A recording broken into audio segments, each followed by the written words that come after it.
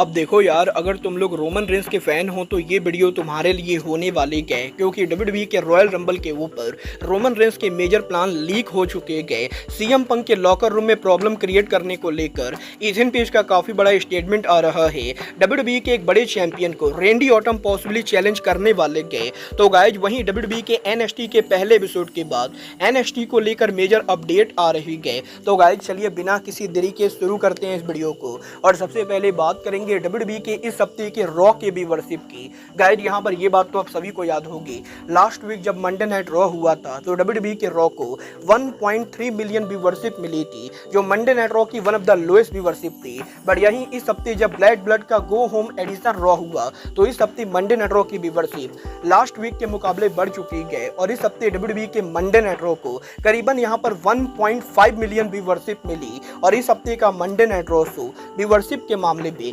Last week के मुकाबले successful रहा है। वेल देखना दिलचस्प होगा कि नेक्स्ट वीक रॉ को कितनी व्यूअरशिप मिलती है। बट गाइज चलिए फिलहाल आगे बढ़ते और बात करते हैं डब्ल्यूडब्ल्यूई के आज हुए एनएक्सटी शो की। गाइज यहाँ पर ये बात तो हम सभी लोगों को मालूम है, आज यहाँ पर डब्ल्यूडब्ल्यूई का एनएक्सटी शो ऑफिशियली यहाँ पर CW नेटवर्क के ऊपर ब्रॉडकास्ट हुआ, और पहले एनएक्सटी के शिकागो में होने के ऊपर शो के ऊपर करीबन 7,000 से ज्यादा लोग अरीना में मौजूद थे। और यही शो के मेन इवेंट के ऊपर ट्रिक विलियम्स के सीएम पंक की मदद से इथन पेज को हराकर न्यू वर्ल्ड चैंपियन बनने के बाद जब एनएक्सटी का शो ऑफ एयर गया तो सीएम पंक अरीना के अंदर ये अनाउंस करते गए कि जो भी 7,000 लोग शो को देखने आए गए उन सभी लोगों को सीएम पंक की तरफ से सीएम पंक फ्री में पिज्जा देने वाले गए। और बेसिकली यहाँ पर शो के खत्म होने के बाद सीएम पंक ने अरीना में मौजूद 7,000 लोगों को उनकी तरफ से फ्री में पिज्जा बांटा, और कुछ इस तरीके से सीएम पंक के द्वारा फैंस को यहाँ पर काफी बड़ा गिफ्ट दिया जाता है। बट गाइस यहीं आज एनएक्सटी के शो के ऊपर सीएम पंक की वजह से इथन पेज के वर्ल्ड टाइटल को हार जाने के बाद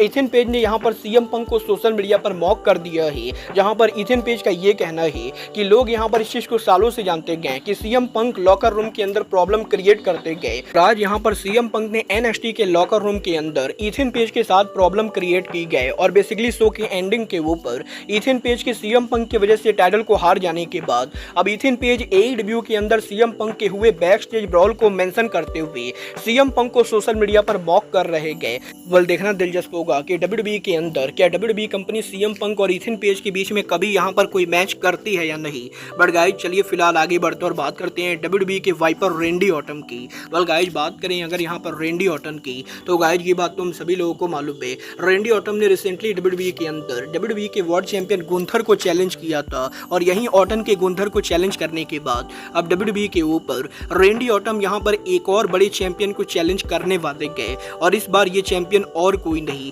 बल्कि डब्ल्यूडब्ल्यूई के यूएस चैंपियन LA नाइट होंगे। गाइड यहाँ पर बैक स्टेज से इस चीज को लेकर रिपोर्ट आ रही गए कि डब्ल्यूडब्ल्यूई के अंदर कंपनी यहाँ पर LA नाइट और रेंडी ऑटम के फ्यूड को लेकर प्लानिंग कर रही गए, और जल्द यहाँ पर डब्ल्यूडब्ल्यूई के अंदर रेंडी ऑटम डब्ल्यूडब्ल्यूई में LA नाइट के साथ स्टोरी लाइन में काम करेंगे, जो यहाँ पर LA नाइट को यूएस चैंपियनशिप के लिए चैलेंज करने वाले गए। और जल्द ही डब्ल्यूडब्ल्यूई के टेलीविजन के ऊपर आप लोगों को वाइपर और LA नाइट आमने सामने देखने को मिलेंगे। बोला आप यहाँ पर LA नाइट और रेंडी ऑटम के फ्यूड के लिए एक्साइटेड हो या नहीं, आप लोग मुझे कमेंट करके बताइए। बट गाइज चलिए फिलहाल आगे बढ़ते और बात करते हैं एनएक्सटी के head of creative Shawn Michael की। वेल गाइज आज यहाँ पर CW नेटवर्क पर पहले एनएक्सटी शो के बाद शॉन माइकल ने उनके इंटरव्यू के ऊपर डब्ल्यूडब्ल्यूई के एनएक्सटी के फ्यूचर सोच को लेकर बात की, जहाँ पर माइकल से जब ये पूछा गया कि डब्ल्यूडब्ल्यूई के एनएक्सटी के आज यहाँ पर शिकागो में बड़े अरीना में शो करने के बाद क्या यहाँ पर डब्ल्यूडब्ल्यूई कंपनी अब यहाँ पर रॉ और स्मैकडाउन की तरह एनएक्सटी को रेगुलर यहाँ पर डिफरेंट सिटी में डिफरेंट अरीना में करेगी,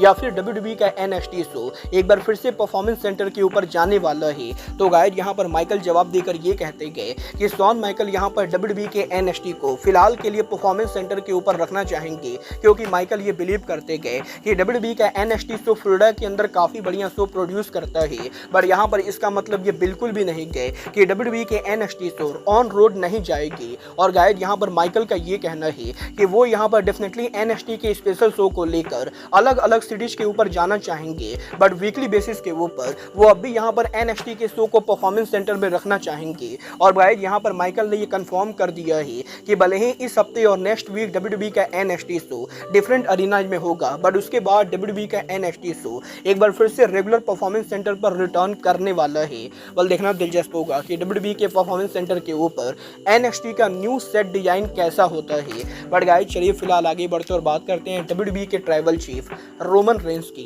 वेल गाइज, बात करें अगर यहाँ पर रोमन रेंस की, तो गाइज ये बात तो हम सभी लोगों को मालूम है, WWE के ऊपर रोमन रेंस करंटली यहाँ पर ब्लड लाइन के फ्यूड पर काम कर रहे गए और वो यहाँ पर बैड ब्लड के ऊपर सोलो सकवा को टैग मैच में फेस करने वाले गए। बट गाइज यहीं अब 2025 के पहले पेपर व्यू रॉयल रंबल पर रोमन रेंस के प्लान्स को लेकर बड़ी अपडेट आ रही गए। गाइज यहाँ पर बैक स्टेज से इस चीज को लेकर अपडेट आ रही गए कि WWE के अंदर पिछले 5 सालों से रोमन रेंस के रॉयल रंबल के ऊपर लगातार टाइटल मैच के अंदर इन्वॉल्व होने के बाद अब जबकि रोमन रेंस फाइनली उनका टाइटल हार चुके गए, तो अगले साल रॉयल रंबल के ऊपर रोमन रेंस 5 सालों के बाद पहली बार किसी सिंगल मैच को रेसल न करके बल्कि रॉयल रंबल के अंदर एंटर करने वाले गए। और guys next year royal rumble 2025 के ऊपर रोमन रेंस फाइनली यहाँ पर काफी सालों के बाद पहली बार रॉयल रंबल मैच के अंदर एंटर करेंगे। बल देखना दिलचस्प होगा कि रोमन रेंस अगर यहाँ पर रॉयल रंबल में एंटर करते गए तो क्या वो रॉयल रंबल को जीतकर WWE के रेसलमेनिया के नंबर 1 कंटेंडर बनते हैं या नहीं।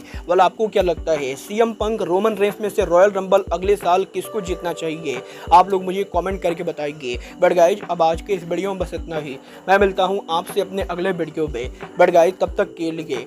Good bye, good night and bang.